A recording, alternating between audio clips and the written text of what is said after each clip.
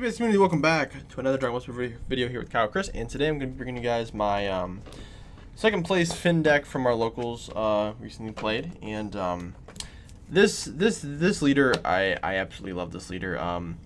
It's not I don't enjoy it as much as maybe Xeno Sin, but it is a very interesting black leader, and I do think it gets kind of some bad vibes from people just because the archetype's not super strong.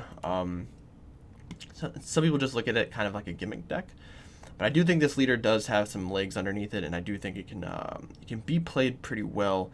A lot of it just has to do with what you're playing against and the pilot who's using the card. So make sure you guys like and subscribe. Let me know what you guys think of the list, and if you have any questions or anything, we can discuss that down in the comments. So guys, if you guys don't know what Finn does, he's a black leader who basically focuses on absorbing your opponent's cards to gain advantage. He has two autos on the front side. The first one is when he attacks, he draws one. Second one is whenever a card is placed underneath him, you may draw a card, flip your leader over, take life down till you have 6 left. Basically an early awaken. And you can do this by your activate main, which you choose one of your opponent's battle cards as long as all of your energy is black. You choose one of your opponent's battle cards and put it underneath this card, and then you can awaken. He also does have a normal awaken, which is at 4 or less. You draw 2 cards, which actually I ended up doing quite a bit. If your opponent tries to aggro you down, depending on their board state, you can activate main to absorb a card and then flip to the other side, or you can just flip over to this side, where you can do the same thing and you can snatch a card. Now on this side, when you snatch a card, you draw a card first, and you choose up to one of your opponent's battle cards and absorb it. When you do that, then you choose a card underneath this card, and you gain a keyword skill off of that card. Now, I don't know what the ruling is, because technically, his second effect, at the end of your turn, you put all the battle cards that are placed under this card back in your opponent's battle area with their skills negated for the game, and then any other cards underneath him go to the drop area. Which means that there's probably going to be other ways in the future where he can actually absorb other cards, which is pretty cool. He does get 5k for every card underneath him, which is very, very important because it says each card. So it can be battle cards, Unisons, whatever in the future, right?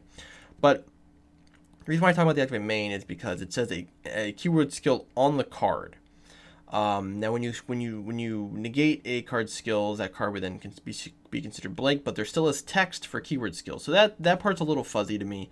I've been playing it as if that part doesn't exist. Basically, if your opponent has a double strike card, you absorb it the first time. When it goes back to their side, it no longer has double strike, but technically it still does if you look at the keyword skill on the card. But I never played it that way, and I don't really intend on doing it. But if the ruling comes out where you can do it that way, that's pretty interesting. And then you gain that keyword skill till the end of the turn. So it is pretty powerful. You can end up getting a lot of stuff down. And a lot of people, they just don't want to play battle cards out. So if they don't play battle cards out, you obviously don't get your advantage nearly as much, and then the game kind of changes a little bit, right? So this is the leader, and we'll go over what the list is here. So I ran 2 BMS. I think it's very good, especially for Self-Awakening. I think I may bump this up to 3, maybe even 4, just because it is really good to see. And against certain matchups, the only matchup I think I've lost playing Finn so far is the person I played today. Joey, he played Self-Surge. Very fun matchup to play against, just because it is a weird hand destruction. Obviously, the best hand destruction game, arguably in the game. But being able to not being able to self-awaken completely against him did definitely hurt. So I think I'm gonna definitely bump this up just for decks who aren't really playing battle cards for me to awaken early. We ran 4 of the Searcher Toa. This search is top 5 for a 3 or less android or demon. Or your 2-drop Unison, and he also has a Spirit Boost effect where you can put 1 card underneath this, underneath your leader in the drop area. That's for once you absorb a card, and then you can tap 1 and basically put that card in the drop after you're done attacking. That way they don't get that card back at the end of the turn. It's pretty good. I ran 2 Twisted Sister. This card I'm going to bump up, I think. This card's actually absolutely awesome in the main deck. So it's a cantrip, 1-drop, draw 1. But we obviously need Toa for what our win condition is. One of our win conditions. Whenever this card's played, you choose 1 card in your opponent's drop area, and they shuffle it back into their deck. Very good against Cell Surge. Very good against any deck that wants to put stuff in the drop area. You also can just use this to remove Sparking, which is very, very important. So I think I may actually bump this up to 3 or 4 when we change the deck list a little bit. 1 Dark Imperial Scientist Toa. Card's a little overrated.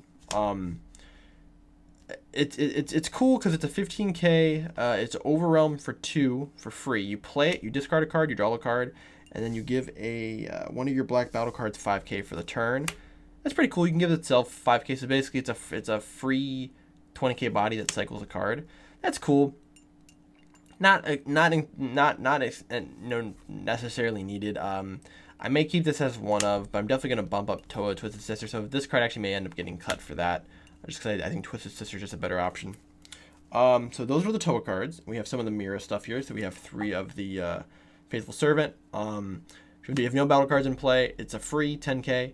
And then you can tap 3 to play a 5-drop on top of it. And the 5-drop that we run in this deck is Explosion of Energy. This is a 25k crit barrier who, when it comes into play, your opponent warps 2 cards from their hand. And has a second auto. You can pitch 2 cards from your hand to the warp, and you can negate an opponent's attack once per turn. Actually does come in handy, especially if you don't have a Toa in the warp. And you're trying to go for your big turn. That next turn, you can actually use this card to put the Toa in the warp. That way you don't have to use it for Overwhelm or anything, right? Or even have to get to the combo stage, which is obviously very, very important. But this card's really cool. It's like I said, being a 25k crit, very, very powerful. Your opponent will probably try to remove it a few times, maybe. Or they may just sit on the board and just go, okay, I'm not really swinging into a 25k with Barry. It just doesn't really seem very worth it. One Deborah. This is the counterplay Deborah. Comes into play and just stops whatever coming into play, not being able to attack as long as it doesn't have barrier. It's searchable off of the searcher. It's just a cool card. I think running it as 1 is probably really good. I may run it as a 2 of just to get rid of, just to stop some pesky cards from being able to attack me. Now we get into some of the Finn stuff. So 2 of the Union Absorber Finn. This card's really is definitely overrated. I think 2 is fine. So this card here, it's a 15k. You can combo it out, and then at the end of the battle, you can tap 1 black to play it on rest mode. When this card hits the board, you absorb one of your opponent's Unisons. And I believe then at the end of the turn, this card can't be used in a combo, right? This card can't be used in a combo this turn, and at the end of the turn, play the Unison card under this card in your opponent's Unison area with 2 markers on it with the skills negated for the game. That's cool, but with the Spirit Boost ruling, if your opponent Spirit Boosts off the Unison, or if it loses the marker due to an attack, it just gains all its stuff back. So it's kind of a kind of thing. It's really good against Unisons where they have double strike, dual attack, things like that, where you kind of just want to stop them from doing damage. Or if they have like a Unison that has dual attack, right? You can combo this and then absorb it. That way you basically are negating a second attack. But to do that, your opponent has to have a skillless Unison or a battle card in play. So it's a little odd. Your opponent's probably just going to combo them off. But just having it is just enough anyways to deal with it. Or you can just tap 2 and just absorb a Unison, which is also very good as well. That's probably the best way of actually playing the card. 2 of the SR Finn. This card's awesome. Deflect, 2-drop. Comes into play. Your opponent chooses 1 battle card. Then everything else gets warped. Just wait for just being able to clear boards. And at the 15k deflect total is going to come down. It's very, very good. 2 Demon God Deborah. This I'm thinking about adding a 3rd one. Costs 1 if your opponent has a skillless Unison 2, or just skillless battle card. Skillless battle card or Unison in play. You play them out for 1, and then limit 1. You swing. You draw a card. Very powerful. Also searchable. I think this is probably going to get bumped up if we cut the Scientist out. Probably bump that up to 3. It's a very good card. 2 All Absorbing. This is a card that has underplayed a lot, and you have to keep it in the deck though, because it is a very crucial point of getting to a very interesting game-winning idea that you have with your leader. So when you have 4 energy, you can play them out for 3, and you have to have a card underneath your leader already to be able to play this out. I think you have to discard it, right? Yeah. So when you play, you actually have to have a card underneath your leader.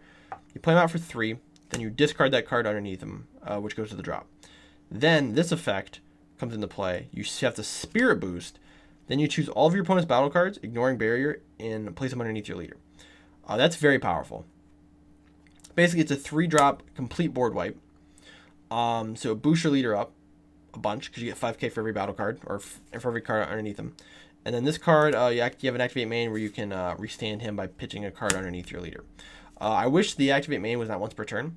If this was not once per turn, this card would be absolutely nuts. And I think that's where they messed up a little bit with this card, just to give you some sort of crazy game finisher that you could use for this. But your leader, like if you play this down, you absorb 5 battle cards, right? You're just, you're gaining what, 30, 25. If you absorb 5 of them, so you're getting like 25k off of that. That's really good. And then being able to, swing at your leader and then swing at this guy for 25k and then restand him, swing again, restand him, swing again. Like it'd just be really cool if they did that. But being able to restand at least once is good. Thank God it's a 5k combo, or else it would be completely cut from the deck. Unisons were 3 Bardock and 2 of the Majin Boos. So Bardock is what everyone probably plays. It's a +1 draw 1. Very good. Spirit Boost. Whenever you take a marker off this using a Spirit Boost, you choose one of your opponent's battle cards in the drop area and warp it. It is good since we do have some Spirit Boost stuff in the deck. That is pretty powerful. And the -2, if your opponent wants to attack with a battle card, they have to warp a card. That's very, very powerful. I actually used that a few times today. And then this guy, I think he's very underrated. The Majin Buu Skill Hunter. 15k +1 is you draw. He gets 5k, so it becomes a 20k. That means you can pressure a lot of annoying cards and Unisons. -1, you choose one of your opponent's battle cards and place it underneath your leader. Very, very good. You just get -1 to basically take away any card on board. When a Unison at the end of the when a Unison or a battle card that is skillless is played in your opponent's battle area, you get to draw a card, right? Yeah, it's only on your turn. So the effect of when all your opponent's battle cards go back to their field is at the end of your turn. So basically, when you activate this to go back over to their side, then you draw a card off of this. That's very, very good. That's just very, very powerful. Also, the permanent is that your opponent's skillless cards cannot attack this card. So the skillless Unison, skillless battle cards, they cannot attack this, meaning it's going to stick on board, which is why we're running 2 of them. It's a little bit harder to kill the Buu than it is the Bardock. 2 King Vegeta, Kingdom Lost. It's a great card. I think 2 of is fine. If you have more, if you can fit a 3rd one in, it's great. When your opponent has 3 or more cards in the warp, he costs 2. Comes in 20k, double strike, barrier, unique. I'm sorry, 19k, pretty close to 20 though. And you warp a battle card on board or a card from your opponent's hand, which we generally are going to pick hand. This card's in rest mode. If your opponent wants to attack your leader once per turn, they have to warp a card from their hand. Very, very powerful. But this card is just great for some plays you have in the deck where you can just, you just need something to play on turn 2 or turn 4 or whatever. For 2 energy, you play this guy down. Then you snipe a card from your opponent's hand, swing for double strike, and now you have some defense that you can muster up. 2 the Wicked Incarnate. This card's getting cut out. I think this card's terrible for the deck. It just doesn't fit, at least the way that I play it. This is probably going to become a Deborah and a Toa, or this is going to become Black Mass Saiyan and another Toa. This card's just not needed in the deck. I'm not going to really talk about it too much. 2 the Counterplay extra card. This card's snapped. When you have a Unison in play, it's a free 15k warp ignoring barrier, or it's a 15k combo piece for 1 energy. Both of those came in handy. Actually, 1 game is based off of the extra 15k. Just very, very good when you're pushing for something. You have an extra 15k that you can use. 2 Supreme Kai negates, pretty standard there for black. 4 Absorption of Doom. This is your negate floodgate that comes with Finn. You can pay 1 to negate an attack.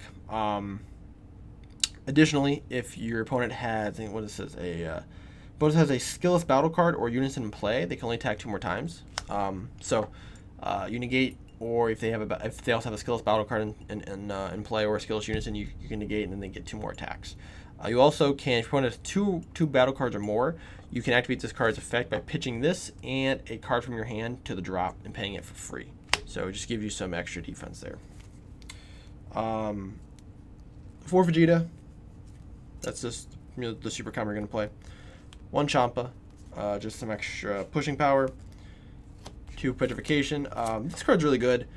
Being able to lock down particular cards on the board, that way your opponent can't use them. And then next turn you can just absorb them. Very, very powerful. I'll probably bump this up to 3. And then the big thing of the deck is the Mira. Mira, Vow to the Creator. This is a new TP. This card's awesome. So it's a Overwhelm 3. You play it, draw a card, warp a card.